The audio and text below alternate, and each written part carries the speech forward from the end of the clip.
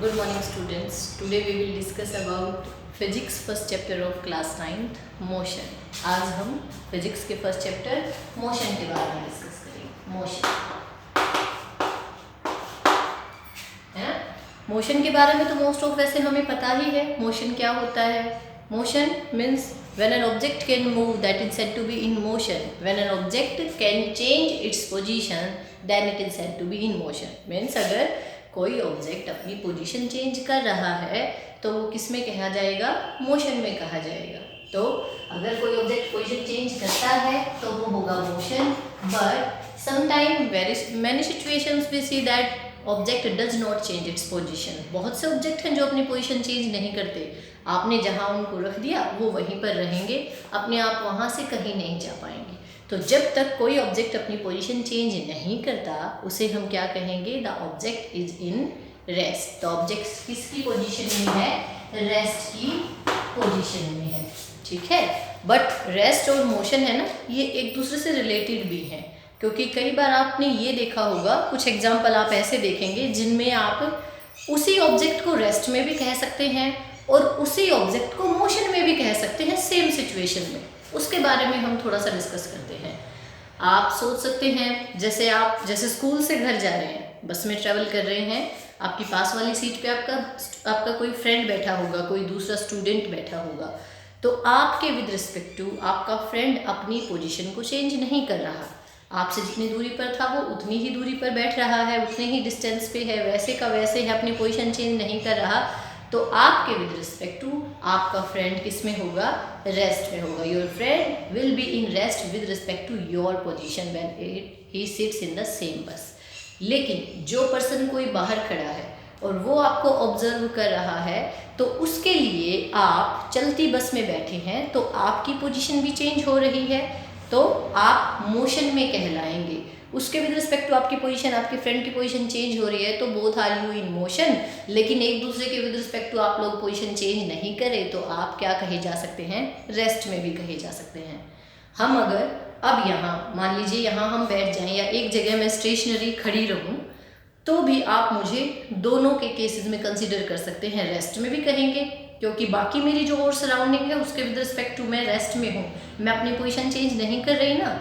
लेकिन हम अगर अर्थ के बाहर से कंसीडर करें तो our earth is in motion. हमारी अर्थ मोशन में है और उस पर मैं स्टेशनरी भले ही हूँ और अर्थ मूव कर रही है तो मेरी पोजीशन भी बाहर वाले बंदे के विद रिस्पेक्ट टू क्या हो रही है? चेंज हो रही है. तो उस वक्त आप मेरी जो स्टेशनरी पोजीशन है उसको भी क्या कह सकते हैं?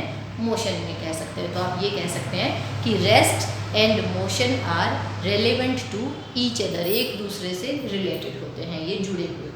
ठीक है. तो अब हम पढ़ेंगे मोशन की टाइप के बारे में कि मोशन कैसा कैसा होता है. आपने देखा होगा जैसे आप बस से ट्रैवल कर रहे हैं मोशन में कहेंगे, है ना.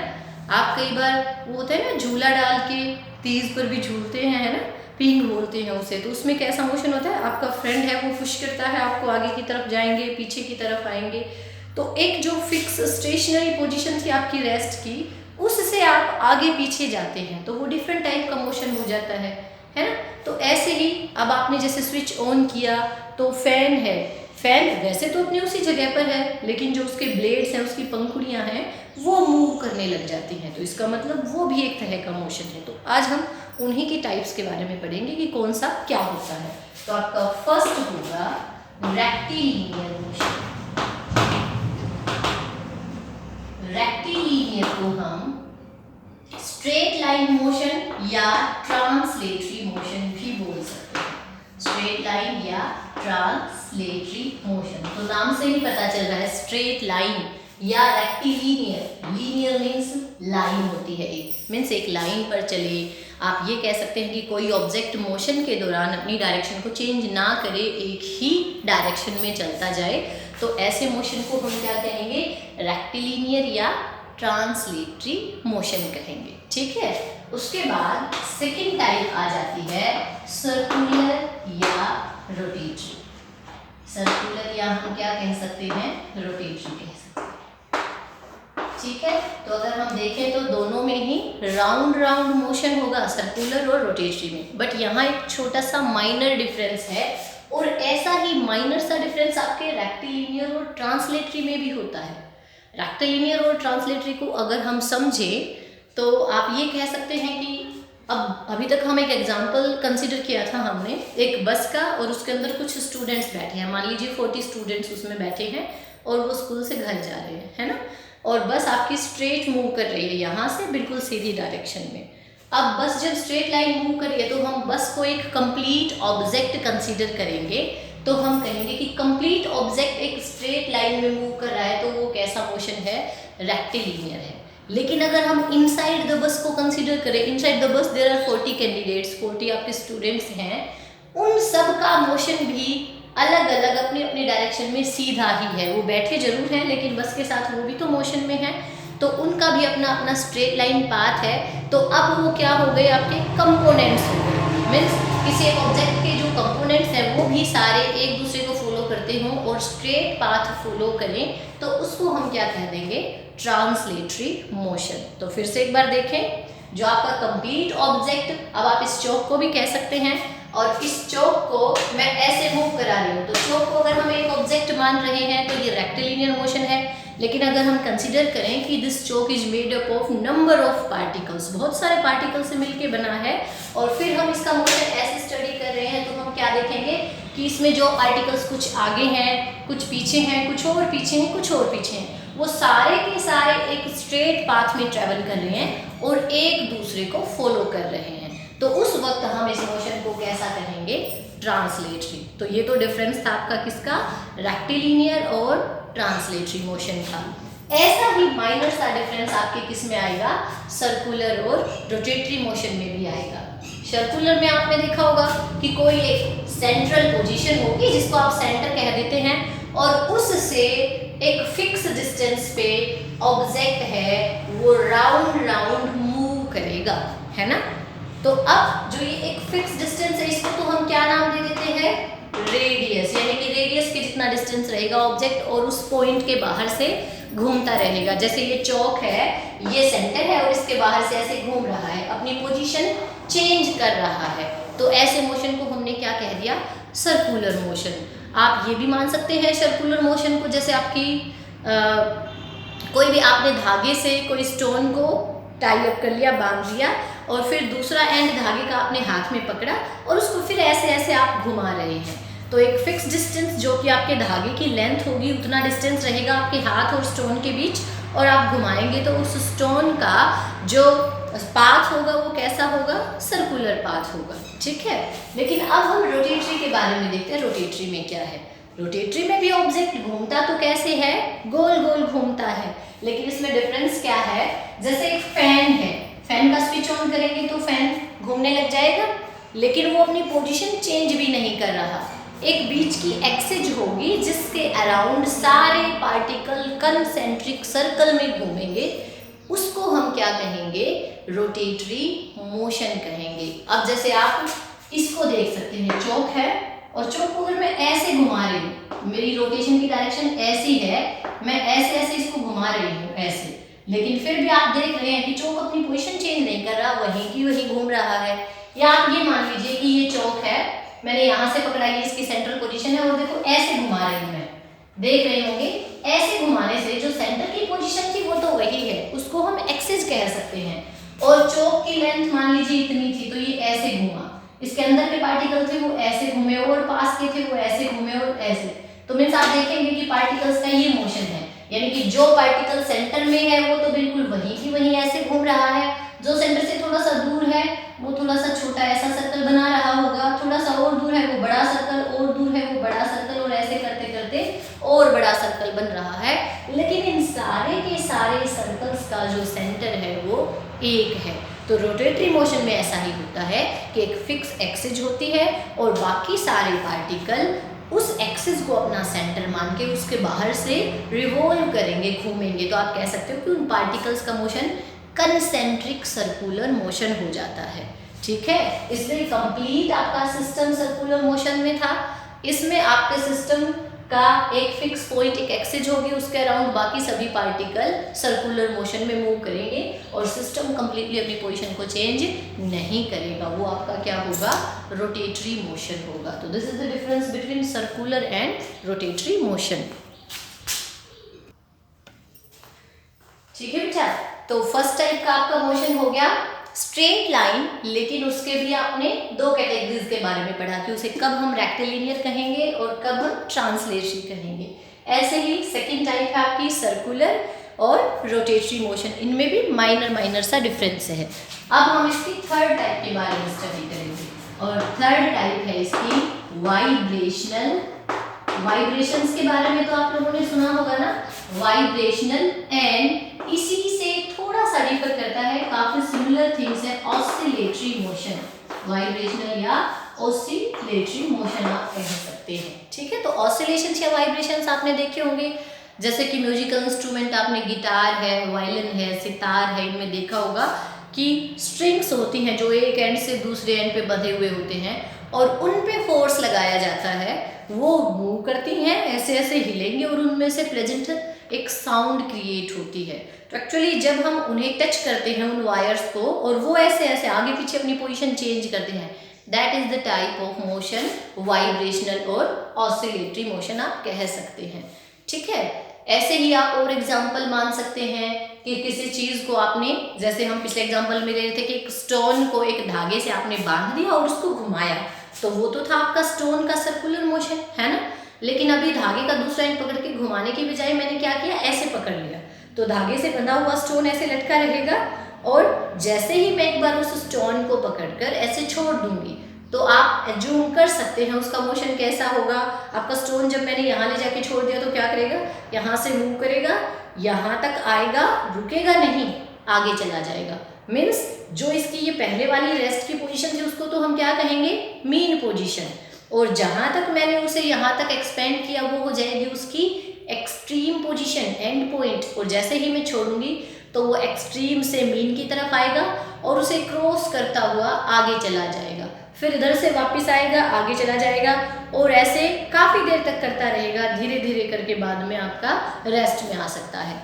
तो एक मीन पोजीशन से आगे पीछे मूव करना, आप दाएं बाएं मूव करना कह सकते हैं, आप ऊपर नीचे मूव करना कह सकते हैं, ऐसे मोशन को हम वाइब्रेशनल या ऑसिलेटरी कहते हैं। माइनर सा डिफरेंस ये है कि टाइम पीरियड काफ़ी कम हो और बहुत जल्दी जल्दी आपका ऑब्जेक्ट वाइब्रेट करे और उनका जो वाइब्रेशन का डिस्टेंस है वो भी कम हो, ठीक है, उसे आप वाइब्रेशनल कहेंगे। और टाइम पीरियड थोड़ा सा ज़्यादा है और उसमें जो डिस्प्लेसमेंट हो रही है अपनी मीन पोजीशन से इधर उधर, उसको हम क्या कह सकते हैं, ऑसिलेटरी मोशन कह सकते हैं। तो 3 टाइप का मोशन आई थिंक आपको क्लियर हो गया होगा। स्ट्रेट लाइन है, उसको 2 कैटेगरीज में हम डिवाइड कर सकते हैं, रेक्टिलिनियर और ट्रांसलेटरी। फिर ऐसे ही सर्कुलर वाले मोशन को भी आपने 2 में कर दिया, सर्कुलर प्लस रोटेटरी, और थर्ड है आपका वाइब्रेटरी एंड ऑसिलेटरी मोशन। अब इसके बाद हम कुछ और ऐसी टर्म्स पढ़ेंगे जिनका हमें आगे काफ़ी यूज करना है मोशन में, ठीक है। तो अभी मोशन में आप देखेंगे सबसे पहले आपकी फर्स्ट टर्म है डिस्टेंस। तो डिस्टेंस वैसे आप छोटी क्लासेस से भी पढ़ना स्टार्ट कर देते हैं, मैथमेटिक्स में भी पढ़ते हैं, स्पीड, डिस्टेंस, टाइम के बारे में, इनके रिलेशन के बारे में, तो हम फिजिक्स में भी पढ़ेंगे इनके बारे में। तो देखिए डिस्टेंस मीन्स दूरी।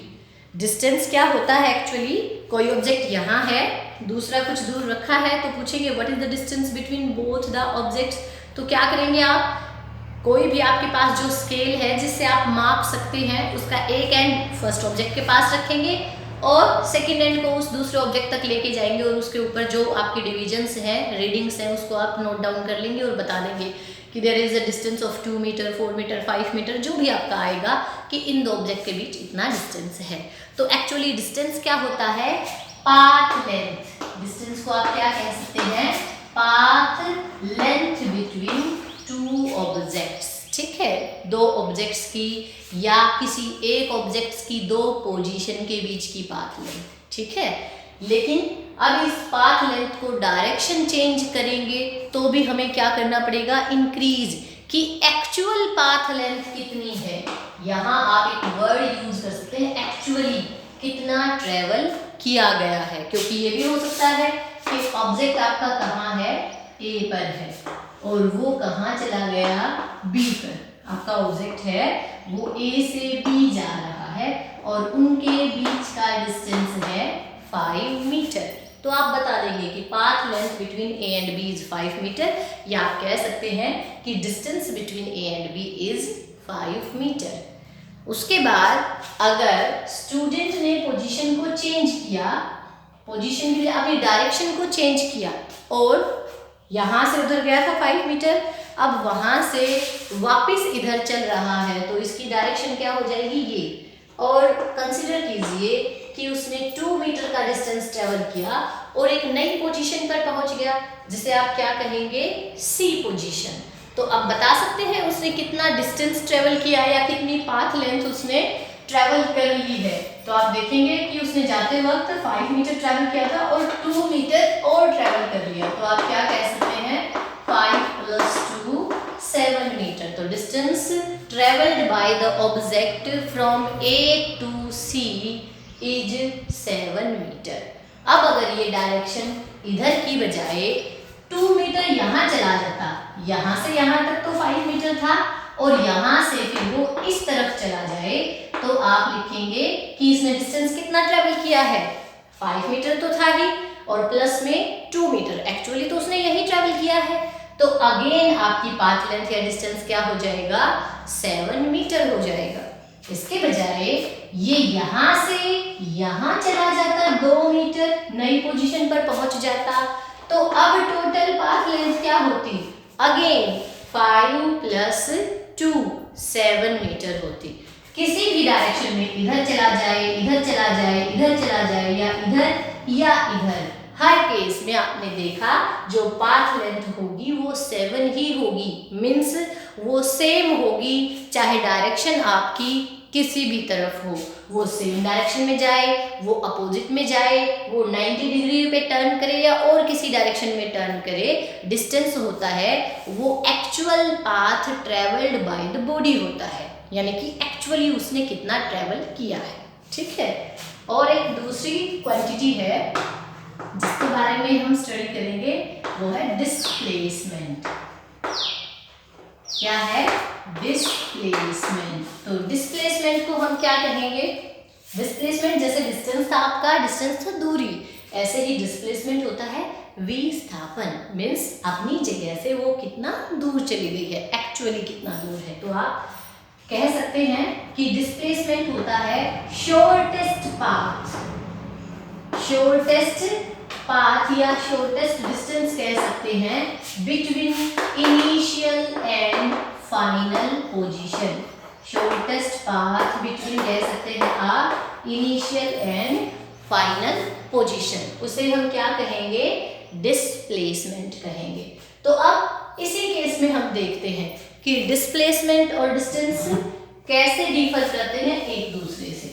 तो यहाँ देखिए आपने क्या देखा था कि ऑब्जेक्ट है पोजीशन ए पर और वही ऑब्जेक्ट कुछ डिस्टेंस ट्रेवल करके किस पोजीशन पर पहुंच गया, बी पर, और उसने ट्रेवल किया है उस डिस्टेंस को हमने कंसीडर किया 5 मीटर।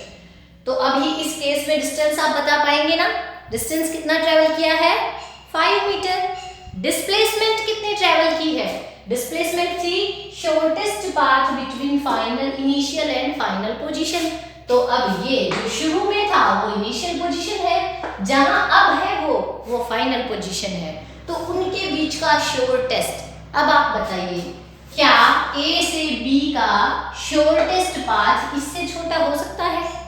आप यहाँ से जाएं, आप ऐसे करके जाएं, आप ऐसे करके जाएं, या आप कैसा भी पाथ ट्रेवल करके जाएंगे, इस स्ट्रेट लाइन से छोटा कोई पाथ नहीं हो सकता। तो आप ये कह सकते हैं कि जो ये 5 मीटर है, यहाँ से यहाँ का डिस्टेंस, वही ए से बी की डिस्प्लेसमेंट भी कहलाएगी। ठीक है, लेकिन अब डिफरेंस क्रिएट होगा नेक्स्ट सिचुएशन में। हमने नेक्स्ट सिचुएशन देखा था कि यहाँ बी पर जाने के बाद फिर से 2 मीटर डिस्टेंस ट्रेवल किया गया था। तो अब देखते हैं बी पर जाकर अगर 2 मीटर ट्रेवल करके आपका ऑब्जेक्ट पहुंच गया है सी पर, 2 मीटर उसने ट्रेवल किया, तो टोटल डिस्टेंस तो आपको पता ही है, डिस्टेंस होगा दिस प्लस दिस, क्योंकि एक्चुअल में उसने 5 + 2 7 मीटर ट्रेवल किया है, तो आप उसको 5 + 2 क्या कह सकते हैं, 7 मीटर। लेकिन डिस्प्लेसमेंट बताने से पहले एक बार फिर से रिवाइज करेंगे। डिस्प्लेसमेंट क्या है, shortest path between initial and final position, और इनिशियल पोजीशन कौन है, ए, फाइनल पोजीशन अब कौन है, सी है, और ए से सी के बीच का छोटे से छोटा रास्ता कौन होगा, ए टू सी होगा। क्लियर है, और ए टू सी आप निकाल सकते हो कैसे, आपका जो ए टू बी है वो 5 है और बी टू सी है वो 2 है, तो ए टू सी हम क्या करेंगे, 5 - 2 करेंगे, और आपकी वैल्यू क्या आ जाएगी, 3 मीटर। ये आपका डिस्प्लेसमेंट है, ठीक है ना।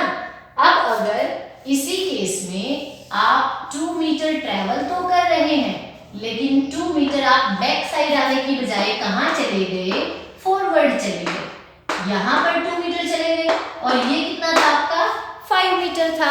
अब बताइए डिस्प्लेसमेंट क्या है, डिस्प्लेसमेंट फिर से shortest path between initial and final position, initial position is A, final position is C, A से सी के बीच का शॉर्टेस्ट पाथ होता है कि ए को सी से हम एकदम स्ट्रेट लाइन से मिला दें, उससे छोटा पाथ नहीं हो सकता, तो ए से सी को मिलाएंगे तो A B plus B C कितना हो जाएगा, 5 + 2 7, है ना। डायरेक्शन चेंज करने से वैल्यू पर इफेक्ट पड़ा। डिस्टेंस में आपने देखा था कि डायरेक्शन कोई भी थी, बैक साइड थी, फॉरवर्ड थी, अपवर्ड थी, डाउनवर्ड थी, कहीं भी जा रहे थे, डिस्टेंस की वैल्यू सेम आ रही थी। It means we can say that distance does not depend upon direction, distance direction पे डिपेंड नहीं करता, किसी भी डायरेक्शन में आप वैल्यू को, डायरेक्शन को, ऑब्जेक्ट के मोशन को चेंज करें, डिस्टेंस हमेशा ऐड ही होगा। लेकिन डिस्प्लेसमेंट में आपने देखा कि डायरेक्शन का असर पड़ता है, अगर सेम डायरेक्शन में जा रहे हैं तो वैल्यू क्या हो जाएगी, ऐड हो जाएगी, अपोजिट डायरेक्शन में जा रहे हैं तो वैल्यू क्या हो जाएगी, सब्ट्रैक्ट हो जाएगी, ठीक है। तो डायरेक्शन पर डिस्प्लेसमेंट की वैल्यू डिपेंड करती है, ठीक है। इसीलिए जो क्वांटिटीज डिपेंड अपॉन डायरेक्शन होते हैं, आपकी जो वैल्यू है, डिस्टेंस क्वांटिटी जो है वो डज नॉट डिपेंड अपॉन क्या है, डायरेक्शन है। अब does not depend upon direction है, उसे हम कैसी क्वांटिटी कहते हैं, scalar quantity upon direction, that is called scalar quantity. ऐसी क्वांटिटीज जो डायरेक्शन पर डिपेंड नहीं करती, हम किसी भी डायरेक्शन में मूव करें वैल्यू हमेशा एक जैसी रहेगी, ऐड ऑन ही होगी, उन क्वांटिटीज को हम बोलते हैं scalar quantity. So distance is a scalar quantity. और यहीं से आपने देखा कि डायरेक्शन चेंज करने पर वैल्यू अलग अलग आ रही है। 2 मीटर ही ट्रेवल किया था बी के बाद इसने, लेकिन बी से इधर गया तो वैल्यू अलग आई, बी से आगे गया तो वैल्यू अलग आई, हो सकता है इधर जाता तो वैल्यू और कुछ आती। पाइथागोरस थ्योरम हम लगा सकते हैं। तो क्लियर हो रहा है कि डायरेक्शन पर डिस्प्लेसमेंट की वैल्यू डिपेंड करती है, और जो डिपेंड करते हैं, डिपेंड्स अपॉन डायरेक्शन, जो डिपेंड करते हैं डायरेक्शन पर, वो ऐसी क्वांटिटी होती है, पता है, जो डिपेंड करते हैं उन्हें हम बोलते हैं वेक्टर क्वांटिटीज। कैसी क्वांटिटी बोलेंगे हम, वेक्टर क्वांटिटीज बोलेंगे। अभी एक बार यहाँ और आ जाएंगे आप लोग। अब यहाँ तक आपने देख लिया कि वैल्यू अगर 2 मीटर बैकवर्ड आ रहा है आपका ऑब्जेक्ट, तो डिस्प्लेसमेंट होगा 3 मीटर का। अब अगर आपका ऑब्जेक्ट 2 की बजाय 5 मीटर बैकवर्ड आ गया, तो पहले जहां था उसी पोजीशन पर पहुंच जाएगा। इस केस में आपका distance travelled by the object क्या होगा, बता सकते हैं। ए से बी गया है, उस वक्त उसने कितना डिस्टेंस ट्रेवल किया, 5 मीटर। बी से वापस ए आ रहा है तो अगेन 5 मीटर, और डिस्टेंस तो उसने एक्चुअली ट्रेवल किया है, तो दोनों ही केस की वैल्यू ऐड होगी और हमारे पास वैल्यू आ जाएगी 10 मीटर की। ये 10 मीटर किसकी वैल्यू आ गई है आपके डिस्टेंस की। लेकिन इसी केस में अगर आपसे डिस्प्लेसमेंट पूछा जाए तो डिस्प्लेसमेंट था shortest path between initial and final position. It means initial और फाइनल पोजीशन के बीच का सबसे छोटा डिस्टेंस। अब इनिशियल भी ए है और फाइनल भी ए है, क्योंकि ऑब्जेक्ट बी पर जाकर वापस ए पर लौट चुका है। तो आप यहाँ पर डिस्प्लेसमेंट की वैल्यू को क्या कहेंगे? डिस्प्लेसमेंट तो हुई नहीं ना, जहाँ था वापस वहीं आ गया, तो डिस्प्लेसमेंट क्या हो गई? 0। कैसे? 5 है वो फॉरवर्ड चला और माइनस में रिवर्स चल रहा है, तो डायरेक्शन अपोजिट होते ही हम माइनस लगाएंगे, और रिवर्स भी कितना चला है? 5 चला है, तो वैल्यू कितनी आ जाएगी आपकी? 0 मीटर। अब इसके बाद भी आपका ऑब्जेक्ट रुका नहीं और बी से यहाँ तक चलते चलते उसने 6 मीटर का डिस्टेंस ट्रेवल किया। तो जब 6 मीटर का डिस्टेंस ट्रेवल किया तो आप लिखेंगे कि ए से बी तो 5 मूव किया था और बी से ए की तरफ वापस आया है, तो उसने 6 ट्रेवल किया, तो वैल्यू क्या आ गई? -1 मीटर, यानी कि वो अपनी पोजीशन से भी आगे निकल गया। मीन्स आप ऐसे भी समझ सकते हैं कि मैं यहाँ हूँ, मैंने 2 कदम डिस्टेंस मूव किया, 1 एंड 2, मेरा डिस्टेंस मेरी पोजीशन से 2 मीटर है, मेरे डिस्प्लेसमेंट भी 2 मीटर है। फिर मैंने अपनी डायरेक्शन को चेंज किया और मैंने 1 कदम इतना बढ़ाया, तो मैंने टोटल डिस्टेंस ट्रेवल किया है 3 कदम का, लेकिन डिस्प्लेसमेंट है मेरी इनिशियल और फाइनल के बीच सिर्फ 1 कदम। मैंने 1 कदम और ट्रेवल किया, अब मेरी इनिशियल और फाइनल पोजीशन सेम हो गई, तो मेरी डिस्प्लेसमेंट क्या कहलाएगी? 0। लेकिन मैं उसी डायरेक्शन में अगर 1 स्टेप और आगे बढ़ाऊं तो मेरी डिस्प्लेसमेंट -1 स्टेप हो जाएगी। तो इट मीन्स आपने देखा कि डिस्प्लेसमेंट की जो वैल्यू है वो आपकी पॉजिटिव भी आ सकती है, वो आपकी 0 भी आ सकती है और नेगेटिव भी हो सकती है। लेकिन डिस्टेंस अगर निकालेंगे इस केस में भी 5 मीटर इधर और यहाँ से 6 मीटर इधर, तो 5 और 6 कितने हो जाएंगे आपके? 11 मीटर। तो आपकी जो डिस्टेंस की वैल्यू है वो तो इंक्रीज ही हो रही है, ऐड ऑन ही हो रही है। तो there are some point of difference between distance and displacement जो मोस्ट ऑफ आपके इसमें क्लियर हो गए हैं। तो एक बार हम रिवाइज करें, डिस्टेंस और डिस्प्लेसमेंट के बीच क्या क्या पॉइंट ऑफ डिफरेंस है। सबसे पहला इनकी डेफिनेशन का पॉइंट ऑफ डिफरेंस है। डिस्टेंस में क्या होगा? डिस्टेंस में फर्स्ट ये क्या है? Actual path length travelled by the body. ये एक्चुअली जो पाथ ट्रेवल किया है वो होगा, ठीक है। लेकिन जो आपकी डिस्प्लेसमेंट है वो क्या होगी? डिस्प्लेसमेंट होता है शॉर्टेस्ट पाथ। डिस्प्लेसमेंट